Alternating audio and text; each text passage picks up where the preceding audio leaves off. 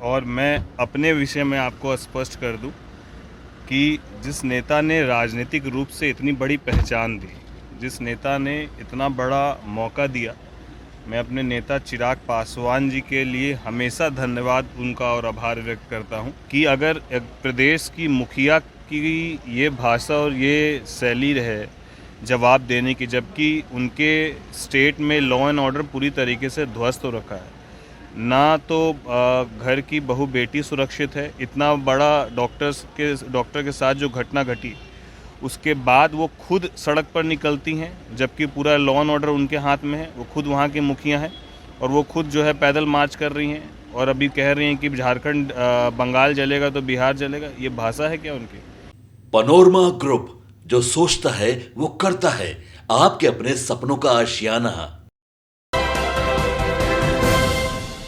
नमस्कार, आप देख रहे हैं सिटी पोस्ट लाइव और मैं हूं आपके साथ हर्षिता प्रताप सिंह। इन दिनों चिराग पासवान और उनकी पार्टी बड़ी चर्चा में है। आपको बता दें कि उनकी पार्टी को लेकर लगातार ये अफवाहें उड़ रही हैं कि उनके पार्टी के सांसद चिराग पासवान का साथ छोड़कर बीजेपी का दामन थाम सकते हैं। अब इसको लेकर चिराग के एक सांसद ने ही सारी बातें साफ साफ बता दी है। जी हां, आपको बता दें खगड़िया से सांसद राजेश वर्मा ने इस पूरे मुद्दे पर बड़ा बयान दिया है। उन्होंने साफ कह दिया है कि ये बेफजूल की बातें हैं, लोग ख्याली पुलाव पका रहे हैं और विपक्ष पर जबरदस्त निशाना साधते हुए ये साफ कर दिया है कि वो चिराग पासवान का साथ छोड़कर कहीं नहीं जाने वाले हैं। राजेश वर्मा ने इस पूरे मुद्दे को लेकर ये बड़ा बयान दिया है, साथ ही अन्य मुद्दों को लेकर भी काफी कुछ कहते नजर आए हैं। राजेश वर्मा का पहले आप ये बयान सुने। 3 सांसद जो है भाजपा के संपर्क में है और तेजस्वी के साथ आ जाएं। हाँ, ये कौन आरजे? हाँ, तेजस्वी के साथ चिराग जी आ जाएं, बिहार का भला होगा। नहीं, ठीक है, अपने अपने जहन में ख्याली पुलाव बनाना ही चाहिए। हमारी पार्टी पूरी तरीके से इंटैक्ट है और मैं अपने विषय में आपको स्पष्ट कर दूं कि जिस नेता ने राजनीतिक रूप से इतनी बड़ी पहचान दी, जिस नेता ने इतना बड़ा मौका दिया, मैं अपने नेता चिराग पासवान जी के लिए हमेशा धन्यवाद उनका और आभार व्यक्त करता हूं।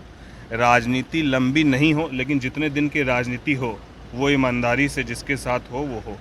तो मेरी ईमानदारी मेरे नेता के प्रति सदैव रहेगी, चाहे राजनीति फिर आगे नहीं करनी हो वो मंजूर है, लेकिन नेता के साथ कभी दगाबाजी ना हम कभी कर सकते और ना कभी जीवन में करेंगे।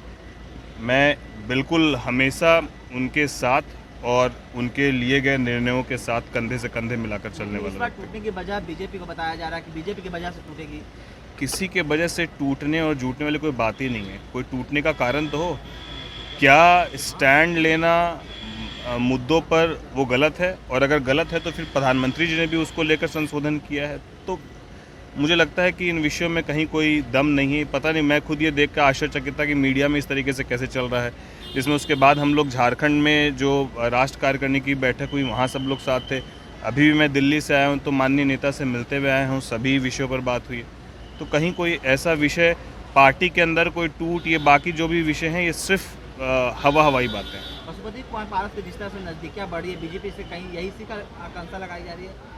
नहीं, अब देखिए, अब उनका क्या है, वो उनके पार्टी का स्टैंड है। हमारे पार्टी का स्टैंड बिल्कुल क्लियर है, जो आपको दिख रहा है, जो हमारे नेता का बयान है वही हम लोग का स्टेटमेंट है। ममता बनर्जी का कहना है कि जिस तरीके से बंगाल में घटना हुई पर उन्होंने चौकी साथ में तमाम लोग सवाल खड़े कर रहे थे और कह रहे कि अगर बंगाल जलेगा तो बिहार यूपी। कौन कह रहा है बिहार जलेगा? ममता बनर्जी कह रहे हैं कि बंगाल अगर जलेगा तो देश जलेगा। नहीं, ये अब इस भाषा से आप समझिए ना कि अगर एक प्रदेश की मुखिया की ये भाषा और ये शैली रहे जवाब देने की, जबकि उनके स्टेट में लॉ एंड ऑर्डर पूरी तरीके से ध्वस्त हो रखा है, ना तो घर की बहू बेटी सुरक्षित है, इतना बड़ा डॉक्टर के साथ जो घटना घटी उसके बाद वो खुद सड़क पर निकलती हैं, जबकि पूरा लॉ एंड ऑर्डर उनके हाथ में है। वो खुद वहाँ की मुखिया हैं और वो खुद जो है पैदल मार्च कर रही हैं और अभी कह रही हैं कि झारखंड बंगाल जलेगा तो बिहार जलेगा। ये भाषा है क्या उनकी? पहले बंगाल तो संभाल ले। जीतन राम मांझी आपके नेता को टारगेट कर रहे हैं, चिराग पासवान को, और लगातार उनको लेकर बयान दे रहे हैं, कह रहे हैं कि हम लोग आरक्षण की बात कर रहे हैं, चिराग पासवान हिंदी हो गए, कई तरीके का बात निकल के सामने। नहीं, मुझे लगता है कि हम लोग मांझी जी को बतौर गार्जियन और अभिभावक मानते हैं, और पता नहीं, मैं ऐसा सुना नहीं हूँ कि जो शब्द और शैली आप बोल रहे हैं कि उन्होंने कहीं कही है, और अगर कहीं भी उन्होंने कहीं है तो मुझे लगता है कि वो अभिभावक हैं, इन चीज़ों पर उनको मंथन करना चाहिए और चीज़ों को समझते हुए ही आगे के विषय को रखना चाहिए। कोटे के अंदर कोटे की जो बात की गई है आरक्षण को लेकर, उसको आपकी पार्टी कैसे देखती है? नहीं, हमारी पार्टी का स्टैंड, हमारे नेता ने पूरी स्पष्टता से कहा कि ये क्रीमी लेयर वाला जो विषय है वो हमारे नेता ने उसको लेकर पूरी टिप्पणी कर दी है। उन्होंने कह दिया कि ये छुआछूत वाली बात है, तो यहाँ पर क्रीमी लेयर वाला कोई विषय ही नहीं रह जाता है।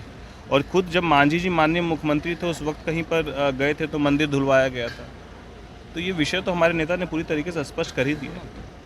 तेजस्वी यादव लगातार अपराध हो या फिर बिहार में ट्रांसफर पोस्टिंग का मामला हो, इस पर लगातार वे कह रहे हैं कि बिहार में जो है अच्छे ऑफिसर जो हैं उनको दरकिनार किया जा रहा है और उनके चेले बेलचे हैं वो लोग ट्रांसफर पोस्टिंग कर रहे हैं। नहीं, अच्छे ऑफिसर्स की सूची वही बता दें कि कौन अच्छे ऑफिसर्स हैं। RS भट्टी को काम नहीं दिया जा रहा है बोल रहे हैं। अब डीजीपी जो खुद पुलिस मुख्यालय के सर्वा हैं बिहार के, उनको कोई काम करने से कैसे रोक सकता है? आखिर डीजीपी से ऊपर कौन फिर पदाधिकारी है?